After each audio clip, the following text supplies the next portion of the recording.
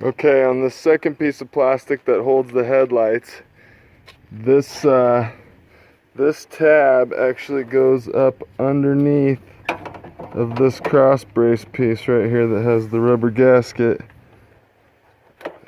And then you've got two 10mm bolts on each side that hold this in.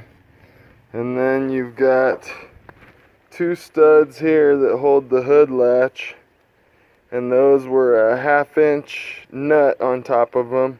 Once I pulled that, everything wants to fall out. There's a connector right here that connects up to the side that I just disconnected, and then you got to get the ones on the back of the headlights. And this whole bad boy, this whole thing comes out of here then. So get that out of the way.